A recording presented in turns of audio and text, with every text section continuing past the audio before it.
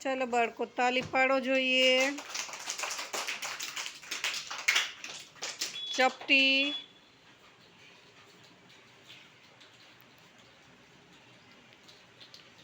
અદબ. હવે આજની આપણી થીમ છે વેરી ગુડ, આપણી સુરક્ષા. આપણી સુરક્ષા એટલે શું? કે આપણે આપણા શરીરનું ધ્યાન રાખવાનું, કે આપણને કંઈ લાગી જાય નહીં. તો આપણા ઘરમાં અથવા તો આપણી આજુબાજુમાં એવી કઈ વસ્તુ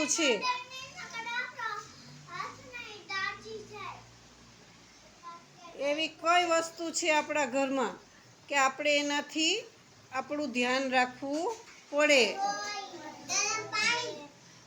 ગરમ પાણી. ભડકો એટલે કે ગેસ ચાલુ હોય, પ્રાઇમસ ચાલુ હોય અથવા તો ચૂલો ચાલુ હોય તો આપણે એનાથી દૂર રહેવું જોઈએ. ગરમ પાણી, ગરમ દૂધ એવી કઈ વસ્તુ પડી હોય તો આપણે એને અડાય નહીં. ચાલો પછી આગળ.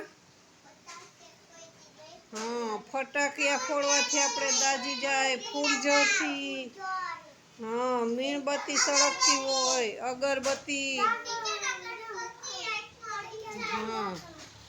હવે બીજી વસ્તુ કઈ? ચાલો હવે આગ વહી ગઈ, આગ પછીની બીજી વસ્તુ કઈ? છરી, કાતર, સોય એવી બધી વસ્તુ જે છે એનાથી આપણે ધ્યાન રાખવું જોઈએ. બીજું શું? ચાલો એના પછી વેરી ગુડ, પાણીનું આપણે ધ્યાન રાખવાનું છીએ કે પાણીનો ટાંકો હોય,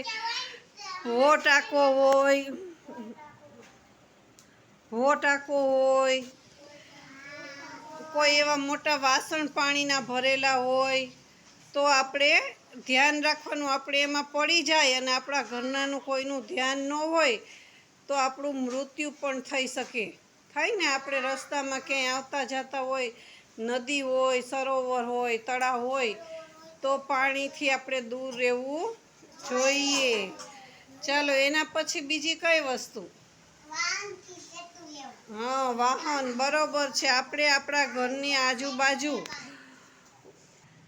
આપણે શેરીમાં રમતા હોઈએ અથવા તો રોડ ઉપર ચાલતા હોઈએ તો વાહન આવે તો આપણે વાહનનું ધ્યાન રાખવું જોઈએ, નહીંતર વાહન આપણને ટક્કર મારીને પડી જાય, આપણું એક્સિડન્ટ થાય અને આપણને લાગી જાય. હવે પછી છે લાઇટ. આપણે લાઇટના પ્લગ ખુલ્લા હોય તો એમાં હાથ નખાય નહીં.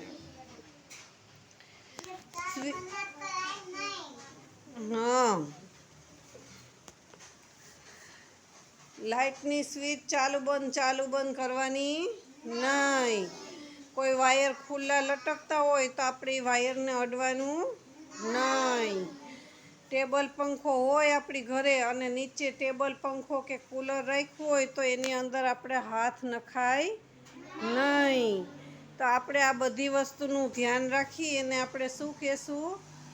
આપણી સુરક્ષા. Very good. હવે તમે બધાય બાળકો ધ્યાન રાખશો ને ઘરે? ચાલો, તમને મજા આવી બાળકો? તો એકવાર તાલી પાડી દ્યો જોઈ.